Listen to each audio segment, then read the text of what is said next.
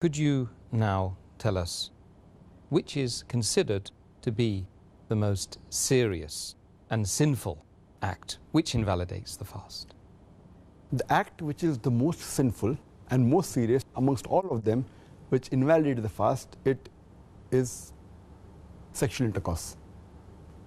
That when you have sexual intercourse and when the two private parts meet, then your fast is invalidated, whether ejaculation takes place or not, and you have to repent for that.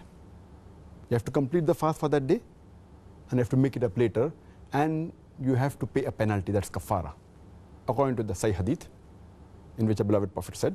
It's mentioned in Sahih Bukhari, volume number 3, in the book of fasting, Hadith number 1936, where a man comes to the Prophet and says that I am ruined. Oh Prophet, I am ruined. The Prophet says, what is the matter? The man says, I had sex with my wife while I was fasting. So the Prophet says that, can you free a slave? So the man says, no, I cannot. Then the Prophet asks, can you fast consecutively for 2 months? Can you fast continuously for 60 days? The man says, no, I cannot. Then the Prophet says that, can you feed 60 poor people? And the man says no, and the hadith continues. In short, we come to know from this hadith that if any person does a sexual intercourse, it is one of the major sins. It is the most serious and sinful amongst all the things that break the fast. The person who does this sin, he should immediately repent to Allah subhanahu wa ta'ala and ask for forgiveness. He should complete his fast for that day and make up for that fast later on after Ramadan.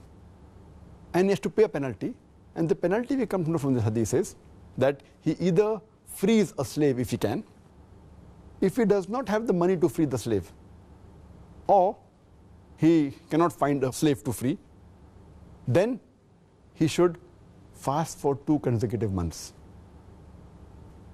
Fast for 60 days. If he cannot do that also, then he should at least feed 60 poor people.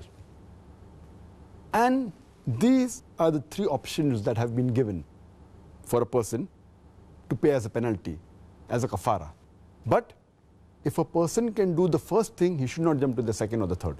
The first is freeing a slave. If he cannot do that, if he doesn't have the money or cannot find a slave, then he can go to the next option, that is fasting consecutively for 60 days. If he cannot do that, if he is unable to do that, continuously fasting for 60 days, if he fasts for a few days, and then one day he doesn't fast, he should start again. He should fast consecutively for 60 days. If he doesn't have the capacity to do that, then what he can do is he can feed 60 poor people. And each poor person should be fed with approximately half sa. Each sa is equal to 3 handfuls of outstretched hand of wheat. So half sa per person, or the food that is there of the land. So 60 poor people you should feed. This is the kafara, the penalty for a person who breaks a fast by having a sexual intercourse.